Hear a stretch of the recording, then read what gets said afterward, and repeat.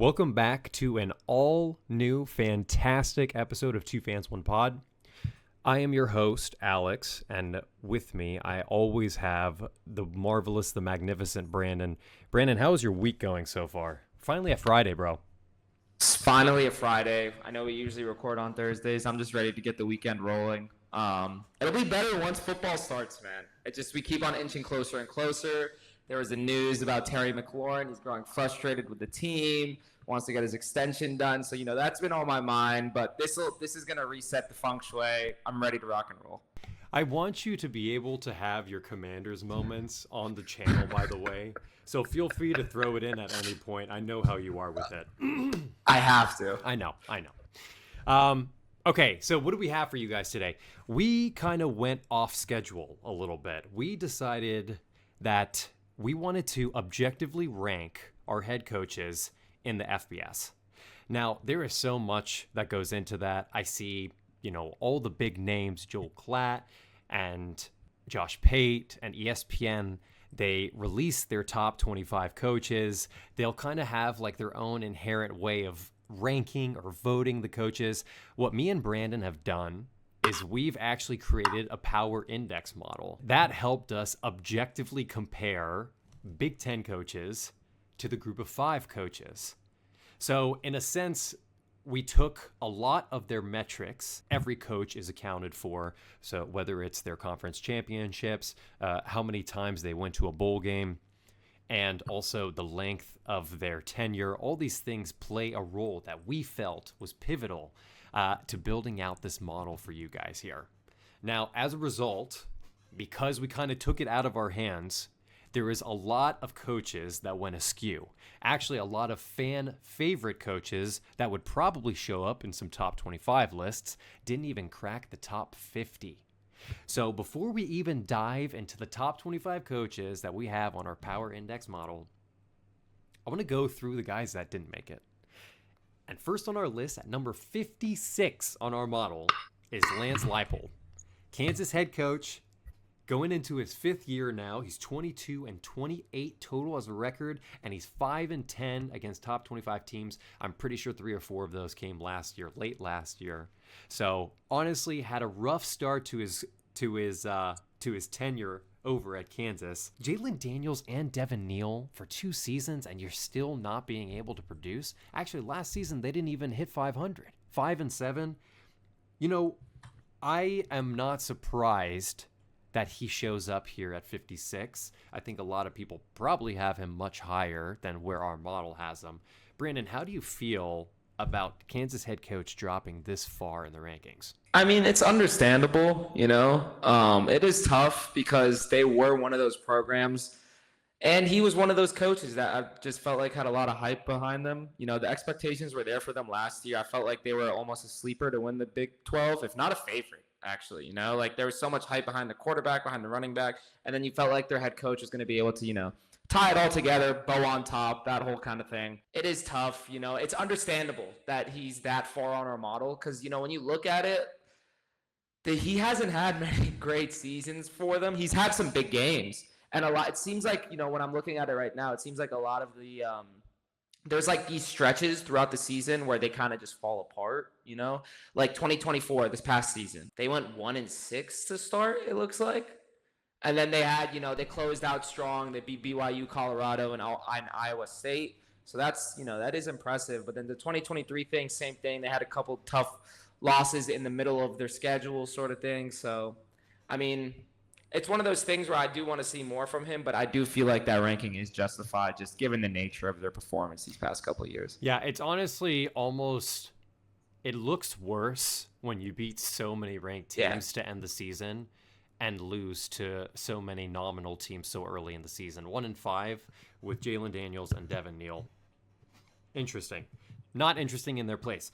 What I want to do for these next 3 picks, they were – respectively 55, 54, and 53. So right after Lance Leipold. I have Hugh Freeze, Brent Venables, and Billy Napier. Out of those 3, I want you to be able to pick the one that you're moving forward with. Now, I know we're deep in the list, but objectively, you take a step back, these guys are really in the same position. They're all a little bit in the hot seat. Maybe Brent Venables not so much considering how they ended the season last year. Maybe he's not entirely. Hugh Freeze, definitely. Billy Napier, my goodness. It could not get hotter for these guys. Also similar on tenure. 4 years for Billy Napier and Brent Venables. They're going into their 4th year, and Hugh Freeze going into his 3rd. They also all have really similar records. They're not really showing out. 11-14, 22-17, 19-19 with their respective programs. These guys deserve to be on the rankings here. Out of those 3, I want you to pick who are you moving forward with your head coach if you started a new program, Brandon. Ooh. It's tough. This is a fun question. It's a fun question. It's a tough one. Personally, I would probably have to go Billy Napier. I feel like even though he had a shorter tenure as a head coach, a total tenure, than Hugh Freeze, and then Hugh Freeze. I just feel like the performance, especially at Louisiana, he had a good stretch there, got to some bowl games and all that. And then this past year, I know in the beginning of the year, there was a lot of noise about letting him go and that sort of thing. But I do feel like he stepped up at the end. He was able to unlock, the most out of his impact players like DJ Lagway. That was a lot of fun seeing that combination. So I feel like I personally would go with Napier. He just seems like a guy that more so gets the most out of his players, kind of. I do think he's a legit recruiter too, but I feel like I've seen this be tossed around with him a lot. He's more of like a CEO type of coach where he's like in charge of this whole program sort of thing, more so than worried about the play calling and the X's and O's and all that. So if you're talking to me about building a program off rip, from scratch, all that, I'm going with Billy. I got a fun fact for you about Billy Napier. Now tell me if this changes your opinion. He is 2-9 against top 25 teams in the past 2 seasons. Past 2 seasons, right? Yep. You got a fun fact about Brent Venables and Hugh Freeze? I got a fun fact about both of them. For Brent Venables, he has yet to have a losing season as a head coach. He has not gone below 500. Now, granted, it's only 3 seasons, and he is 0-3 on his bowl game. So he went 6-7 both times that he went 6 wins. And for Hugh Freeze, the last conference title that this man had was in 2011 with Arkansas State. These guys, very interesting picks. I think Billy Napier might be my way forward. I'm leaning maybe towards Brent Venables. Let's hop over to number 52. It's so funny. All of these picks are back-to-back, and they're all heavy hitter names. At 52, we have Mario Cristobal. And as our resident Cam Ward and Miami hero, we'll call you today, Brandon. I want you to, for once in your life, I want you to take a step back and with some reason, objectively rate Mario Cristobal as a head coach. And you know what? I want you to answer this question first and foremost. Do you think, genuinely, Cam Ward saved Mario Cristobal's job? Okay, if I'm answering that question first, do I think he had a big reason for Mario Cristobal's success and the security of his job? Absolutely. Like 110%. I'm not going to sit here and lie. But I also feel like it's one of those things where Cristobal didn't necessarily have a bad team. He wasn't necessarily a bad coach. I think that whole team overall just kind of became enamored and consumed with how good Cam Ward was, and it kind of affected maybe the trajectory of the defense as a whole, other players as a whole. I mean, the offense went off. Like Restrepo broke the records this past year. Damian Martinez was a guy. They had a great O-line. Elijah Arroyo was, a guy at tight end too. But the defense kind of was where things fell apart. I do think maybe if they didn't have Cam Ward, maybe the defense wouldn't have had a choice but to step up. But that's all just a bunch of hoopla to say, yeah, for sure. Cam Ward 100% secured the job for Mario Cristobal. I'm not going to sit here and lie about that. Hold on. But going back, go ahead. Time out. He played 0 ranked teams last year during the regular season. Yeah. And when they finally did play a ranked team, what happened? Cam Ward played for the first half. They put up 31 points in that bowl game against Iowa State and then did absolutely nothing else for the rest of the game when he sat. Just saying. Go ahead. Continue on. Mario Cristobal. Do you like him? So I do like him. He had success at Oregon.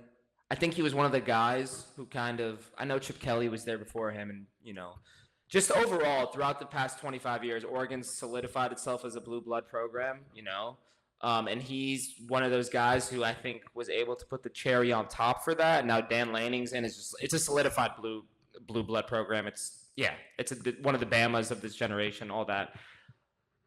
And he, had a part in getting there. I do think that the 50, I understand the ranking of 52, especially because of the first 2 seasons of mediocrity at Miami.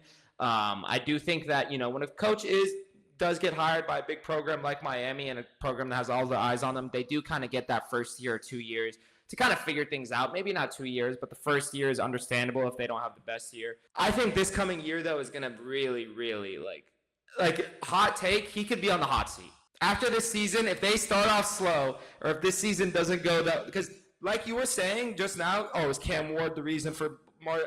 That's going to be what they say if he shits the bed this year, They're going to be like, it wasn't. The first 2 seasons in Miami was trash. Cam Ward comes in. That's the only reason you guys go 10-3. Like you were saying, they didn't play any ranked opponents. When they did, they just fumbled at the end after they take out Cam Ward. You guys are supposed to have, a $20 million roster, whatever it is. You guys are supposed to be one of the teams that has the most NIL. As I'm discussing this, you're making me realize that I think I hate Mario Cristobal. No, I'm just kidding. But, yeah, that's kind of where I am with it. Yeah, I guess that's a bold take. Make or break year for Cristobal.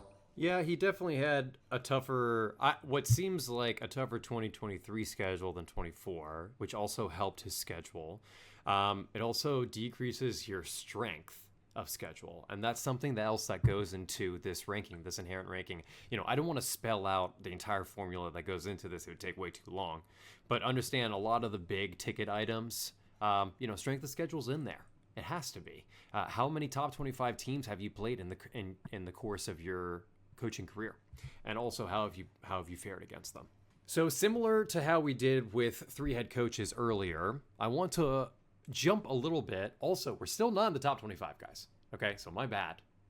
We're working the model. Okay, the next 3 head coaches, I would make the argument, are going to be in everybody's top 25. They crack the top 40 for us, and respectively from 40 to 38, it goes Kenny Dillingham, Lane Kiffin, and Brett Bielema. Now, I'm grouping these 3 guys together, similar to before, in the sense that all 3 of them have a pretty decent handle of their program, I would say. And all of them, as far as upward trajectory goes, these guys are as high as it gets. Illinois is ranked in the preseason for the first time, and I think since before I was born. Fun fact of the day, the last time Illinois started a season in the preseason ranked and ended ranked at the end of the season was 1990, Brandon. So, interesting. I want you to do what we did earlier, okay? I want you to take these 3 coaches. Moving forward, you're starting a brand new program, and then I'm going to go through each of them, give you a fun fact, okay? Brett Bielema, I already told you. This is hard, man. These 3 guys, I really do like them all. You know who, I already know your answer. My favorite is out of the 3, I'm sure. It's not a bad real quick, before I decide, I will just kind of, give my take on each one. Please. Kenny Dillingham is a guy who...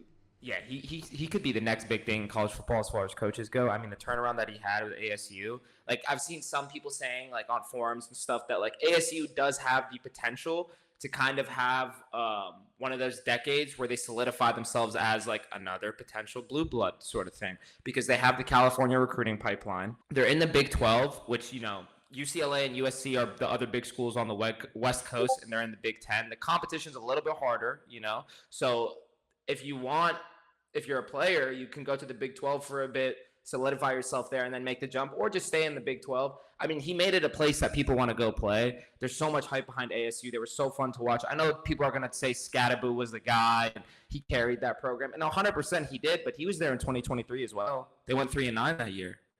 So... You know what I mean? There's a lot more to do with that program than just Scadaboo. I'm a big fan of Kenny Dillingham. I think he's going to continue to grow, continue to lead. Let me tell you one fun fact about Kenny Dillingham, okay? During this miraculous season, one of his losses was against Cincinnati. I want to recount that game, okay? Uh-huh. There was 2 missed field goals he had, down by 10 in the 4th quarter. Both of them past 40 yards. One was 41, one was 48. Again, down by 10. Late in the 4th. Cincinnati had also missed a field goal earlier. I mean, it's a college football game. That kind of stuff happens. 48 on the road, it's tough to do. Kenny Dillingham, at the end of the game, they lost the game. At the end of the game, he goes in the press conference. He says they're having open tryouts for kickers and blames the game on his kicker. And lest we forget, he goes for it on 4th down right before the second half, goes for it on fourth down on his own 48-yard line, doesn't get it, and they go and get a touchdown immediately after. They take all the momentum going into halftime, and this man has the audacity to blame his kicker and say, we're going to have open trials. He literally said, I'll show you the clip. I'll play the clip for this episode, okay? I want everyone to watch because this man did his kicker dirty. You can be aggressive, but just because you convert doesn't guarantee that you make it one possession. So you would hope that you can make, a kick, one of those, but our kicking game's atrocious. So if you can kick and you're at Arizona State, email me, right? We're going to have kicking tryouts on Monday. So bring it on, kicking tryouts Monday. Let's go.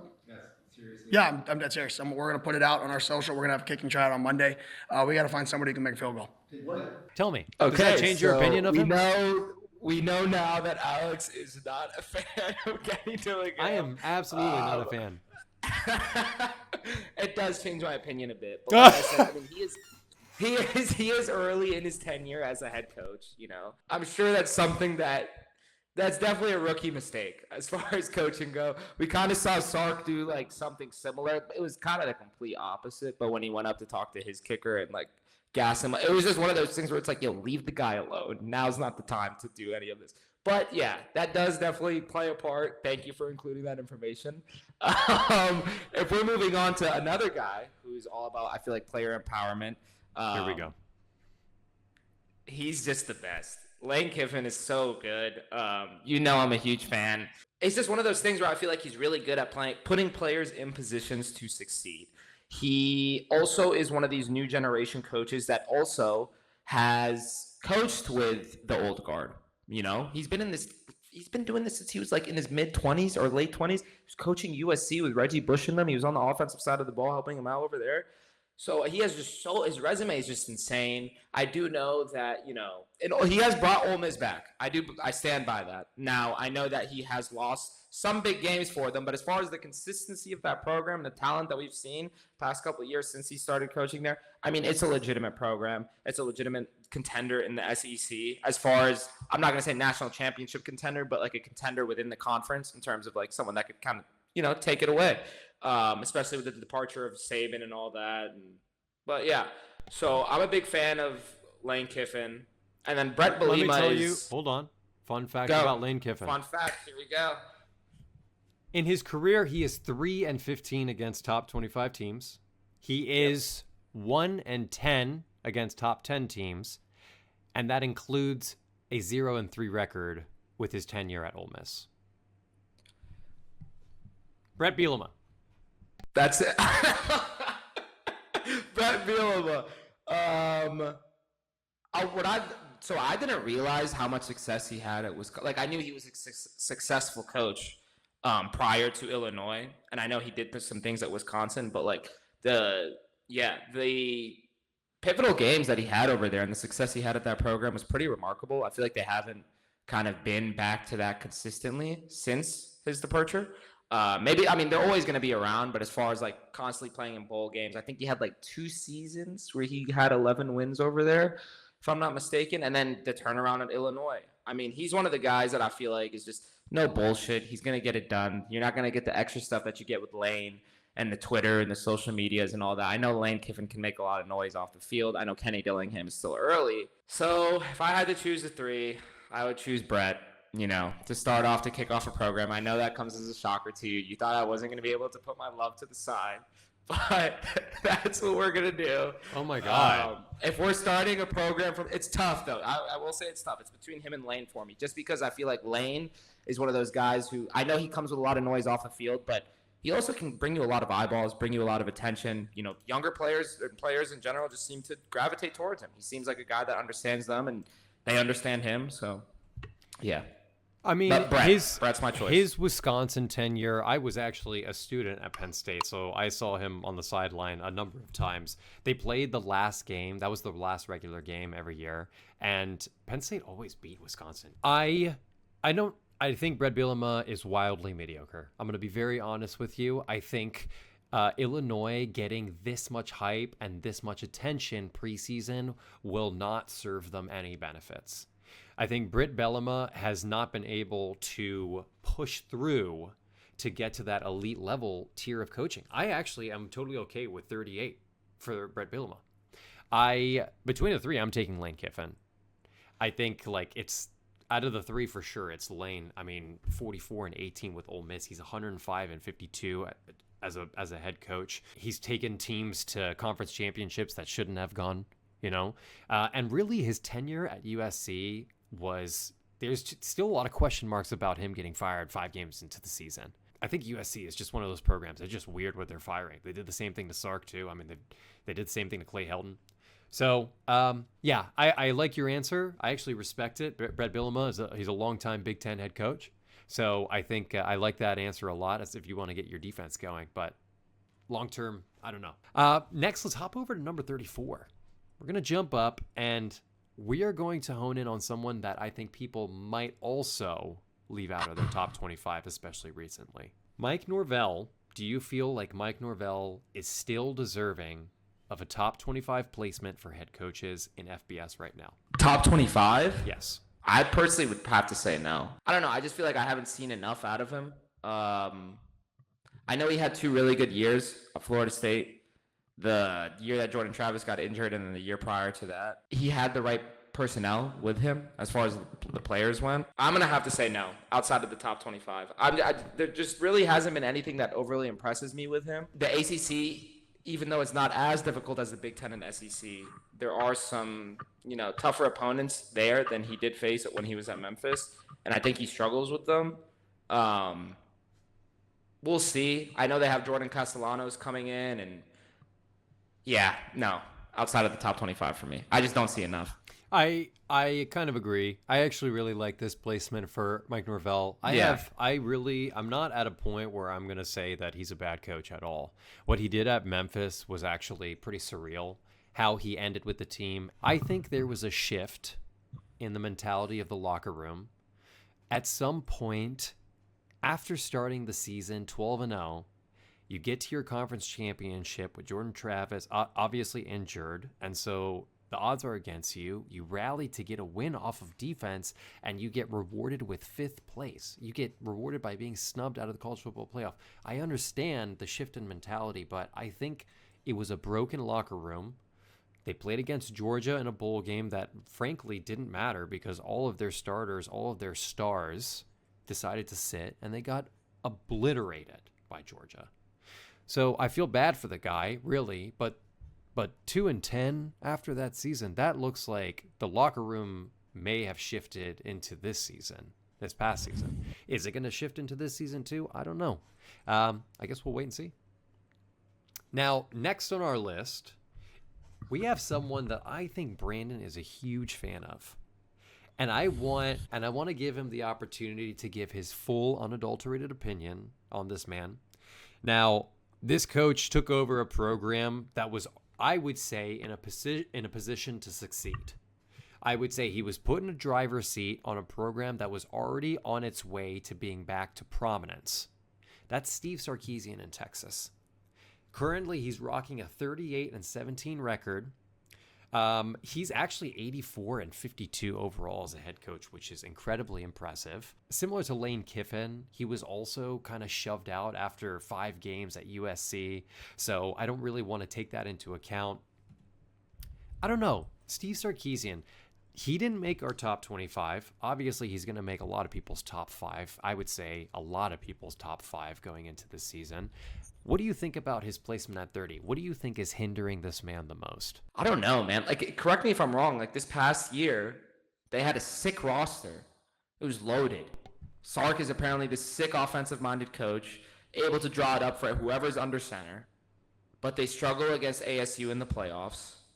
They struggled against Ohio State, and they lost against them. I think they had a tough game against Oregon if they played. Or Clemson, thank you. Clemson.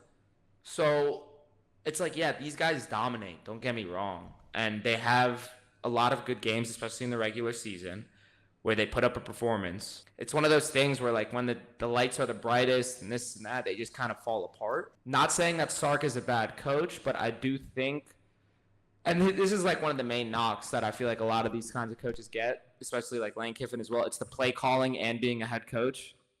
He's one of the few that still does that. Maybe he shouldn't be doing that. Maybe he should. It's going to be interesting to see this upcoming season what they do, because I feel like this upcoming season will be the thing that solidifies him between, a legit leader, top 5 coach in the college football landscape versus just another SEC coach. I mean, his resume is nice. His resume is up there. He's had some stops. The USC thing, same thing I agree with you. I don't know what happened there. It's funny because when they shoved Lane out the door, Sark was the one they brought in.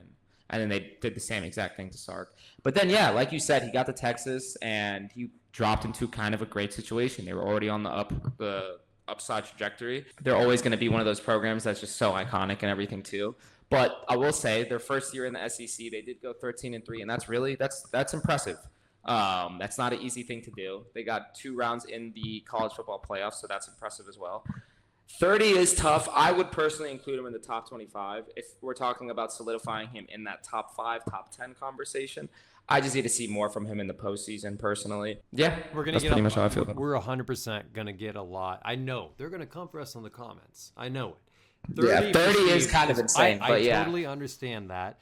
I personally have him in my top 25 still, obviously. He's still a great play caller.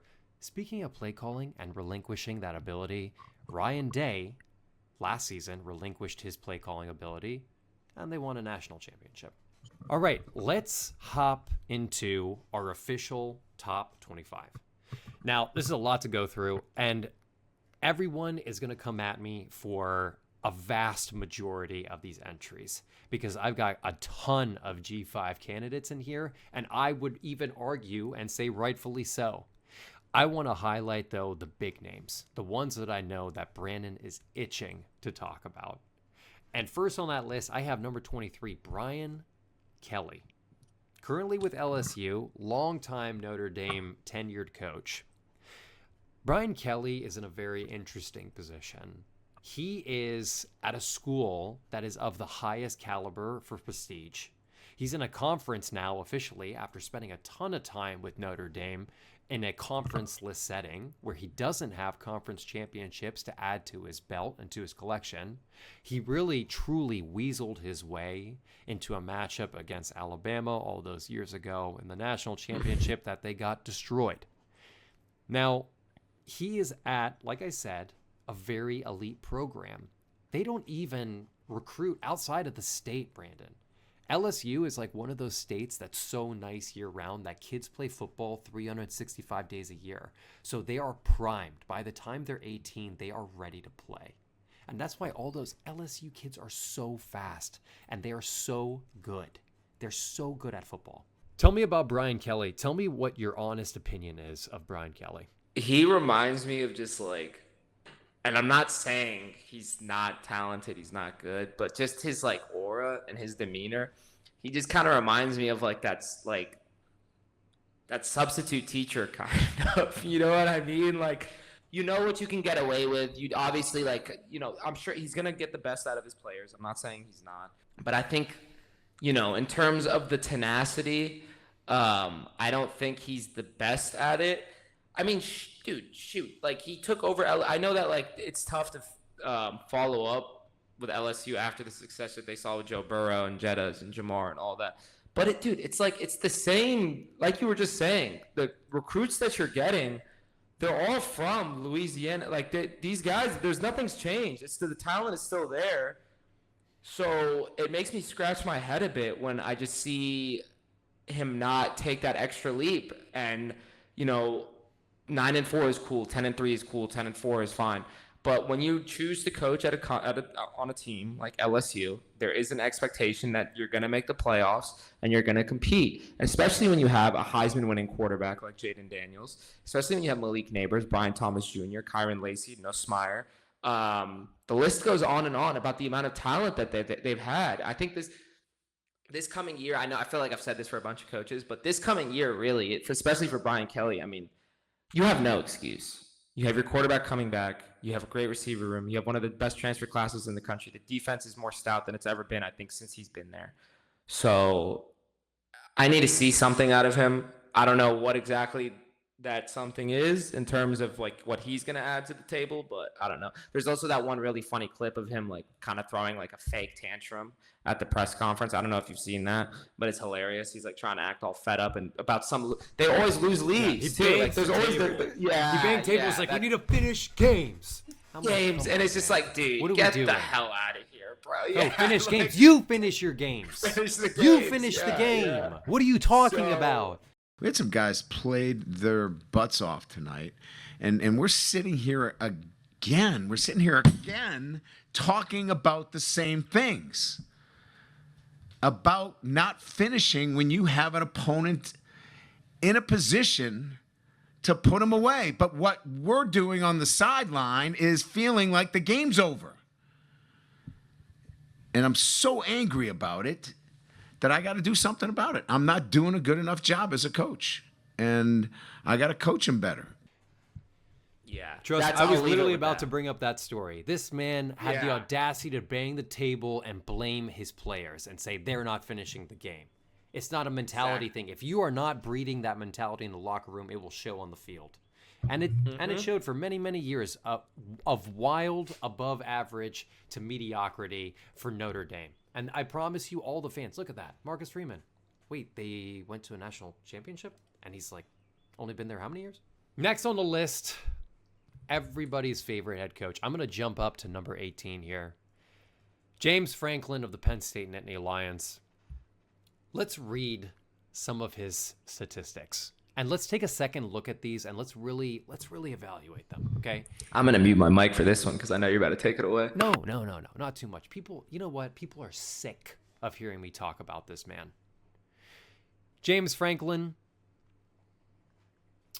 he is 101 and 42 overall with Penn State. Incredible numbers, 125 and 57. Obviously, the number of losses goes up significantly because he was at Vanderbilt. It's a tough program, but he showed success there, and he's showing success here. He is 16 and 36 against top 25 teams in his career. That's a real tough statistic to ingest when you are projected to be in the top 3 of teams going into the 2025 season. James Franklin has been with Penn State going into his 12th season now. I feel like I have a fair bit of data to go off of here. What James Franklin does not have is a national championship appearance. What he has to show for those 11 seasons of dominance. Now, I'm going to count out the first few seasons of, he had Christian Hackenberg. It didn't really work out. He had Ricky Ronnie as an offensive coordinator. He wasn't there. He didn't have the tools that he had recently. Andy Kotelnicki has done wonders for the program offensively, still unable to, unfortunately, traverse the hump of securing the win. So I don't want to put that on the offensive and the defensive coordinators. I want everybody to take a step back and look at James Franklin and take a serious evaluation like I have done year after year and realize that this man is not a good head coach. He is number 18 on our list, but he is not deserving of the top 25. And I know people are going to come at me, but understand I am a Penn State fan. I am telling you this obviously from a place of somewhat emotion, but I have seen enough to know that this man will not be able to cross the bridge successfully. There has to be somebody who is able to recruit at the level that he is able to do and also be able to show out in these games and win the big game. God, I'm so sick of saying that sentence over and over. Brandon, tell me quick, what do you think about James Franklin? He's number 18 on our list. Do you have him higher or lower? I personally would have him a bit higher, I think, just off of the regular season success and the players that he's able to bring in, just like you're saying. He's really good at recruiting. Now, I'd have him in the top 15.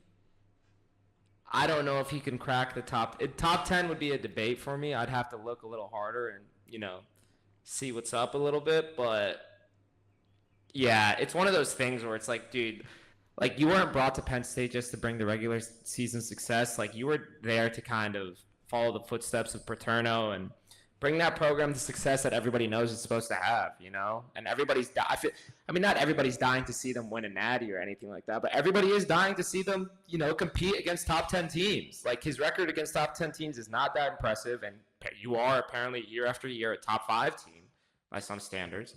Yeah, he's gotta figure it out for sure. The noise is getting loud around James Franklin, and like his demeanor. I mean, I don't want to shit on the way he carries himself or anything, but like, you really haven't done like anything. Like, you know what I mean? Like, yeah, you've won some bowl games and all that, but we all know what the end game here is, especially for a program like Penn State. At least some appearances, you know what I mean? Make some noise in the playoffs, but they did come a little close last year. But I do think maybe 18 might be a stretch. I would probably put them in the top 15, but yeah. I hate to break it to you, but when you are only showing up in 2 conference championships in 11 years of coaching, it is not with a program like Penn State, with the prestige that Penn State has. That is not performance. That's inadequacy, truly. Take a step back, guys. Next on the list, it's so funny. Number 18 is someone I'm so passionate about. Number 17 is someone I might even be more passionate about. John Summerall out of Tulane. This guy has done wonders for a couple of Group of 5 programs. Now, I listened to Josh Pate's interview of John Summerall, and the guy is as laid back as it comes. He has, for a couple of years now, he just loses all of his stars. He'll lose all of his best players year after year, but he still finds himself in conference championships year after year. Out of 4 years he's going into his 4th year of coaching, he's been in 3 conference championships. That isn't crazy. The amount that this man has done in such a short amount of time. Now, my question is, how long does it usually take for coaches to perform at such a high level in a Group of 5 program before one of the Power 4 programs actually decide to take a leap with them? We saw it recently with Kirk Cignetti, year after year taking JMU to championships, elite, and even their segue into the FBS, he pretty much did it seamlessly.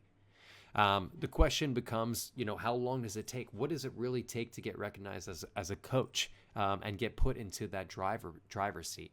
Tell me, what do you think about John Summerall? Do you think he should be higher or lower? I think it's a good position for him. Like, they went 7-1 in the conference. They had 3 top 25 games this past year. They did lose all of them, but it wasn't like they lost them like horribly.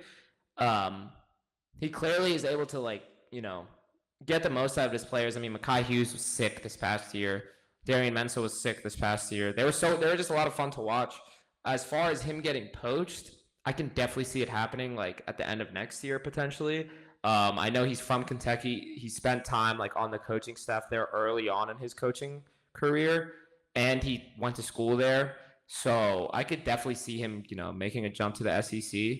I'm sure he has some pull, like kind of in those pipelines and recruiting and stuff like that. So all it takes is Billy Napier, Brent Venables, or Hugh Freeze to have one more bad season, and then all of a sudden, and odds are one of them will. So exactly, and that's what I'm saying. That's all it's going to take. It's just the question is the SEC going to take a risk on him?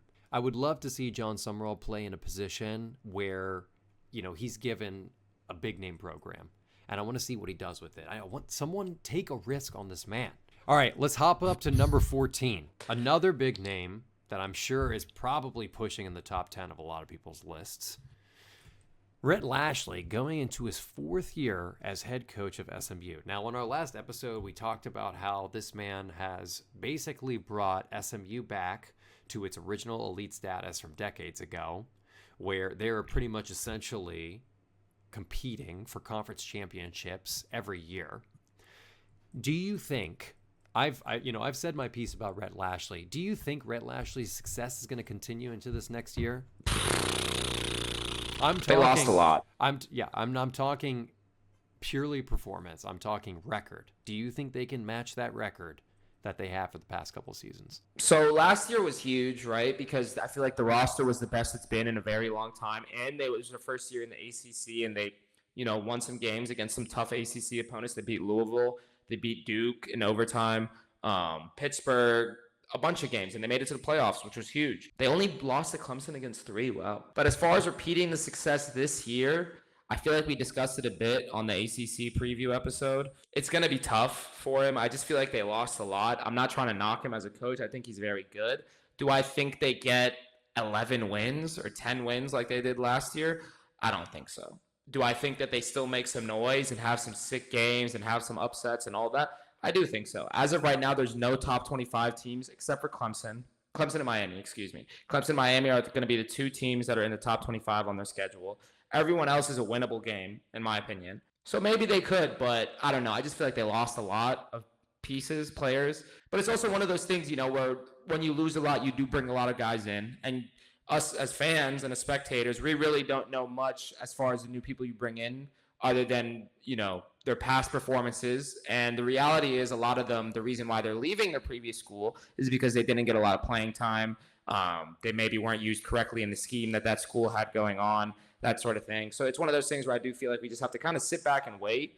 But yeah, I don't think they're going to be able to repeat the success that they had last year, but I think they will still have a great year. Yeah. And he's legit. I think if we're going to talk about coaches that have certain expectations set upon them, I think it's only fitting that it's a perfect segue right into our next coach, sitting 2 spots higher at number 12. That's Kalen DeBoer. Now he's going into his second season, first year, 9-4, kind of finished not great. Lost to Oklahoma, lost to Michigan. I had to take a second look at this guy's record in the FBS. He is 46-13. 46-13. Is his record as a head coach in the FBS.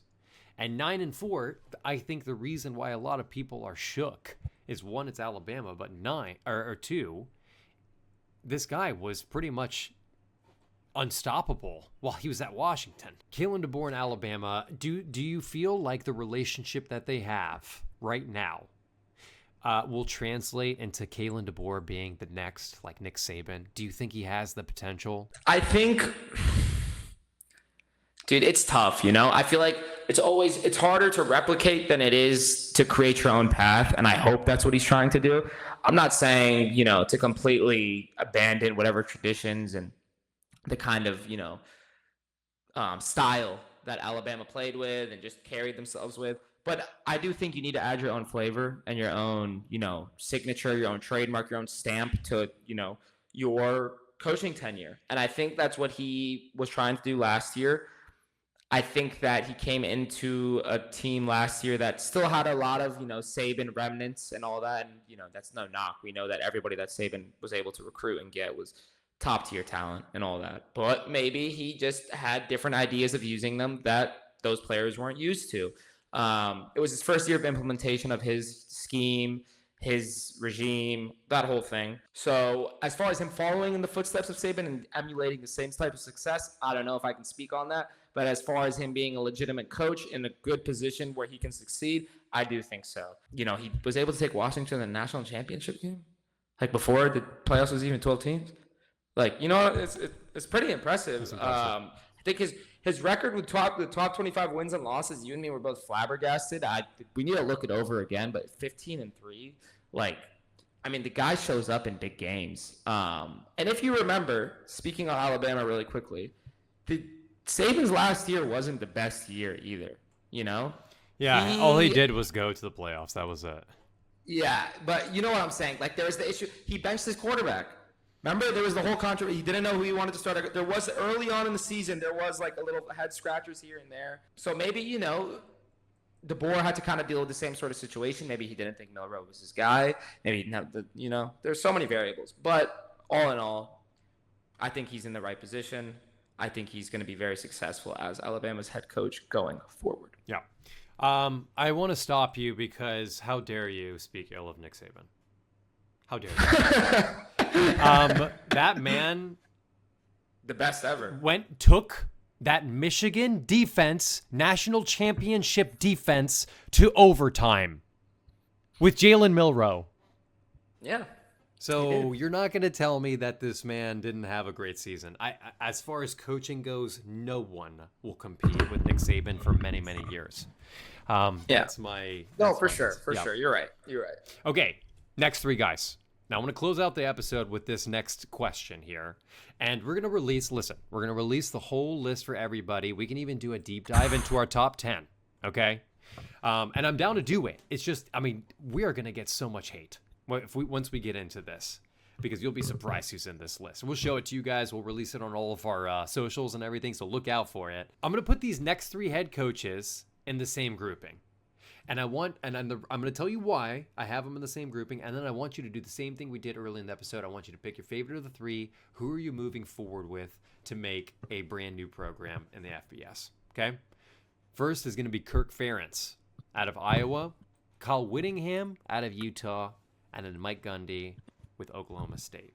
The reason I've grouped these 3 together, all 3 of them made the top 10. They were 10, 7, and 5, respectively. They all have 20 plus years of coaching, all of them with the same program also. And all of them have either close to 200 or over 200 wins. We'll say over 150 wins, each of them.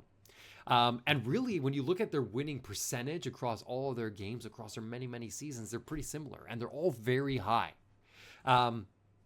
Tell me, I actually love, they used to be in 3 different conferences, but obviously Utah and Oklahoma State, they share the same conference now. Out of those 3 coaches, tell me, who are you taking with you to start a new program? Mike Gundy. Easily. I'm a big fan. Okay. Not saying that, he's that much better than Whittingham or Ferentz. No, like you were saying, I mean, the numbers show how close, they are in terms of success, in terms of getting the job done. But I just am a big fan of Gundy in terms of, let's talk about his resume for a second. He was in the Big 12 this whole time with Oklahoma State. So that means he was playing against Texas and Oklahoma when they were also in the Big 12.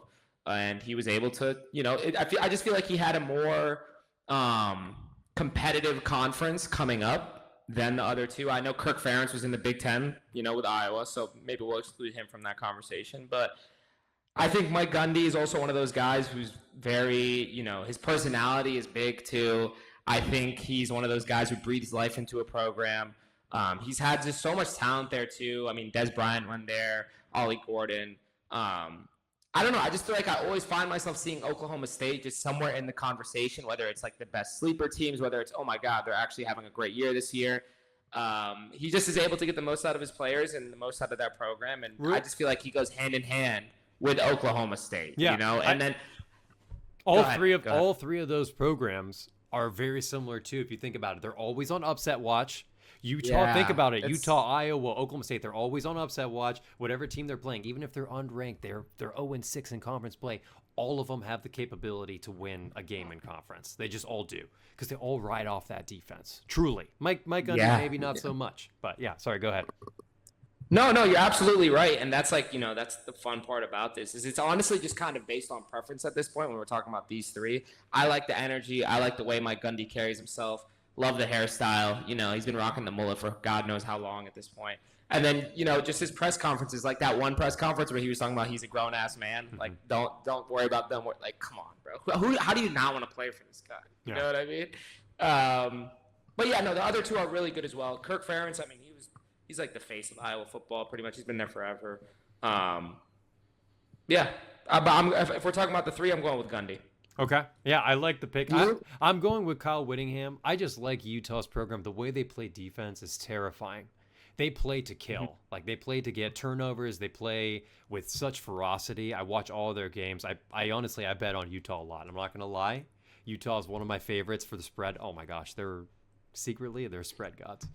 Oh my God. All right, let's close out. You know what? We might end up doing an episode where we go over our top 10, but we'll figure it out. We're going to have this power index model, by the way, guys. It's going to update throughout the season. So as the coaches get new I can't wait to put this out. It's going to be awesome. We'll put out a new one every week. Honestly, they might not change a lot because it's respective to their total records, but a lot. I mean, we're going to do the same thing with teams too, by the way. We're going to have our own power index model on teams and where we feel they should be based on what their stats are going into the season. So really excited to have that up for you guys too. Any last words for our fans, Brandon? Don't have anything crazy. I'm just shout out to you guys for the support, just for tuning in. Been getting some like really nice texts and from people that I'm friends with and stuff like that. Everybody seems to be enjoying the show thus far. Just keep spreading the word. Keep telling them that, we're the two new kids on the block that are giving you that college football in the way that, everybody likes to hear it, just fun, unfiltered, just from two fans' perspectives. And yeah, I just can't wait to watch the games with you. Just so the audience knows, me and Alex really haven't watched like any college football together. This whole like duo started recently. So I just can't wait to just lock in with you, punch in these bets, and then recap it, Maybe we'll get yelled at by the audience. Maybe they'll cheer us on. Maybe they'll crown us as the kings of, pulling the upset off in terms of the odds and the betting and all that. But yeah, guys, I'm excited, man. Yeah, yell at us. Come yell at us on our socials. Tell us how bad our list is. Please. No, tell us how bad our opinions are. Our list. I want to hear what you guys think about our opinions. Yeah. Truly, our top three. If you take, really, the top three is the top three. I think it's everyone's top three in our. For the record, number 4 is when it starts getting spicy, and I want everyone to hop over to our socials, go see what number 4 is, and let us know what you think. Okay, follow our Twitter. Also, please like, comment, and subscribe, guys. It means the whole world when you do that. Interacting with our videos. I think we try to release as many shorts as we can. It's so difficult. There's just so much content we want to give you guys, but so little time to do it all. So please interact with us. We love you all. Okay? Have a wonderful week, everyone. Until next time.